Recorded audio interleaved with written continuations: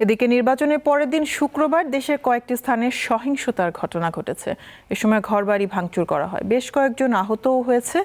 এছাড়া পাবনায় ভোট পুনর্গণনার দাবিতে জেলা রিটার্নিং কর্মকর্তার কার্যালয়ে 1 ঘণ্টা ঘেরাও করে রাখে বিএনপি নেতাকর্মীরা। ভোট পুনর্গণনার দাবিতে পাবনা জেলা প্রশাসক ও জেলা রিটার্নিং কর্মকর্তার কার্যালয়ের সামনে অবস্থান নিয়ে বিক্ষোভ করেন বিএনপি নেতাকর্মীরা। পাবনা 3 ও 4-এর ভোট পুনর্গণনার দাবি তাদের। এখানে আমাদের যে সমস্যাগুলো আমি দেখতে পেয়েছি, আমি এগুলা সেখানকার প্রিজাইডিং অফিসার এবং সহকারী প্রিজাইডিং অফিসারকে আমি জানিয়েছি, কিন্তু তারা সেটা গুরুত্ব দেয়নি। আর আমাদের বেশ 3-4টি আসনে আমাদের পুলিং এজেন্ট যে গণনায় ছিল তাদের সই ছাড়াই সেগুলো নিয়ে যায়। এখানে কোনো ইলেকশন ইঞ্জিনিয়ারিং হয়েছে বলে আমরা বিশ্বাস করি। এই জন্য পুনরায় ভোট গণনা এবং যে কেন্দ্রগুলোতে এই ধরনের অনিয়ম হয়েছে সেই কেন্দ্রগুলোতে পুনরায় ভোট গ্রহণের জন্য আজকে আমরা দাবি জানাচ্ছি। জেলা প্রশাসকের সাথে আলোচনার পর সরে যান বিএনপি নেতাকর্মীরা।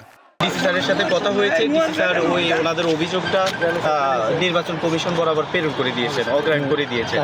পরবর্তী ডিসিশন নির্বাচন কমিশন নিবে। এদিকে পাবনার আটঘরিয়ায় ভোট দেওয়া না দেওয়া নিয়ে বিতর্কের জেরে জামায়াতের বিরুদ্ধে বাড়িঘর ও দলীয় কার্যালয়ে হামলা ভাঙচুরের অভিযোগ উঠেছে। প্রতিবাদে বিক্ষোভ করেছেন বিএনপি নেতাকর্মীরা।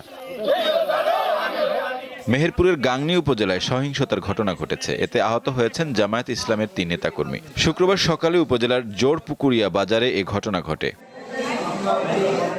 সহিংসতার খবর পাওয়া গেছে ঝিনাইদহেও। কালীগঞ্জ উপজেলায় সংঘর্ষে জড়িয়েছেন 2 পরাজিত প্রার্থীর সমর্থকেরা। বিএনপির বিদ্রোহী প্রার্থী সাইফুল ইসলাম ফিরোজ ও ধানের শীষের প্রার্থী রাশেদ খানের সমর্থকদের মধ্যে এই সংঘর্ষের ঘটনা ঘটে।